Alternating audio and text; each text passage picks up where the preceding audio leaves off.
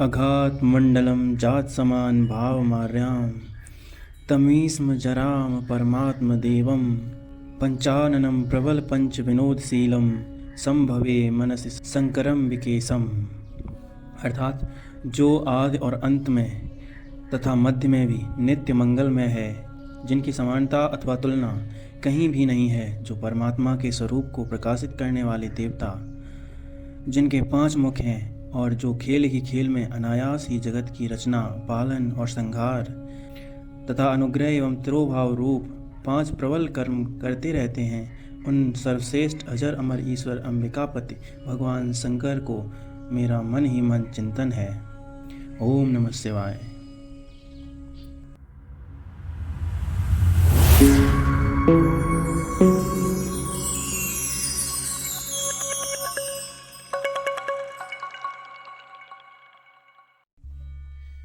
व्यास जी कहते हैं, जो धर्म का महान क्षेत्र है और जहाँ गंगा यमुना का संगम हुआ है, उस परम पुण्यमय प्रयाग में जो ब्रह्मलोक का मार्ग है, सत्यव्रत में सत्यव्रत तत्पर रहने वाले महातेजस्वी महात्मा मुनियों ने जब एक विशाल ज्ञान यज्ञ का आयोजन किया, उस ज्ञान यज्ञ का समाचार सुनकर पौराणिक शिरोमणि व्यास शिष्य महामुनि सूत जी वहाँ मुनियों का दर्शन करने के लिए आए। सूत जी को आते देख वह सब मुनि उस समय हर्ष से खिल उठे और अत्यंत प्रसन्नचित्त हो उनका विधिवत स्वागत सत्कार किया। तत्पश्चात उन प्रसन्न महात्माओं ने विधिवत स्तुति करके विनय पूर्वक हाथ जोड़कर उनसे इस प्रकार कहा।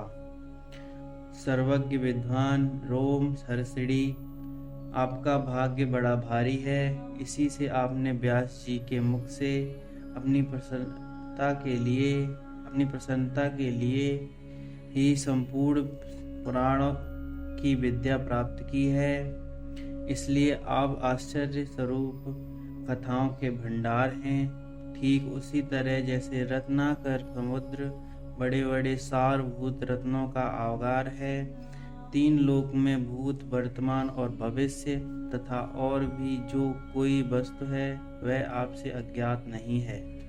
आप हमारे सौभाग्य से इस यज्ञ का दर्शन करने के लिए पधारे हैं और इस उद्देश्य से हमारा कुछ कल्याण करने वाले हैं, क्योंकि आपका आगमन निरर्थक नहीं हो सकता। हमने पहले भी आपसे शुभाशुभ तत्वों का पूरा वर्णन सुना है, किंतु उसमें तृप्ति नहीं होती। हमें उसे सुनने की बारंबार इच्छा होती है। उत्तम बुद्धि वाले सूत जी, इस समय हमें एक ही बात सुननी है। यदि आपका अनुग्रह हो तो गोपनीय होने पर भी आप इस विषय का वर्णन करें।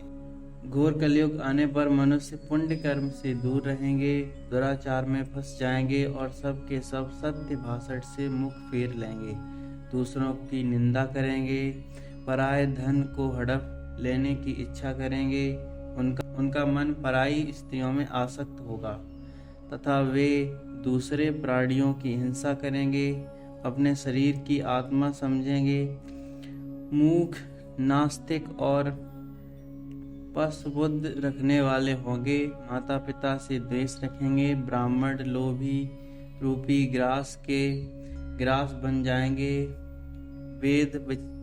वेद बेचकर जीविका चलाएंगे, धन का उपार्जन करने के लिए ही विद्या का अभ्यास करेंगे और मत से मोहित रहेंगे, अपनी जात के कर्म छोड़ देंगे, प्राय दूसरों को ठगेंगे, तीनों काल की संध्या उपासना से दूर रहेंगे और ब्रह्म ज्ञान से शून्य होंगे। समस्त क्षत्रिय भी स्वधर्म का त्याग करने वाले होंगे, कुसंगी, पापी और व्यभिचारी होंगे, उनमें शौर्य का अभाव होगा, वे कुत्सित चौर्य कर्म से जीविका चलाएंगे, शूद्रों सा बर्ताव करेंगे और उनका चित्र काम का किंकर बना रहेगा। वैश्य, संस्कार भ्रष्ट, स्वधर्म त्यागी, कुकर्मी, धनोपार्जन परायण तथा पाप तथा नाप तौल में अपनी कुत्सित वृत्ति का परिचय देने वाले होंगे। इसी तरह शूद्र ब्राह्मणों के आचार में तत्पर होंगे, उनकी आकृति उज्जवल होगी, अथवा वे अपना कर्म धर्म छोड़कर उज्जवल वेशभूषा से विभूषित हो व्यर्थ घूमेंगे। वे स्वभावतः ही अपने धर्म का त्याग करने वाले होंगे, उनकी विचार धर्म से प्रतिकूल होंगे, वे कुटिल और द्विज निंदक होंगे। यदि धनी हुए तो कुकर्म में लगे रहेंगे, विद्वान हुए तो वाद विवाद करने वाले होंगे।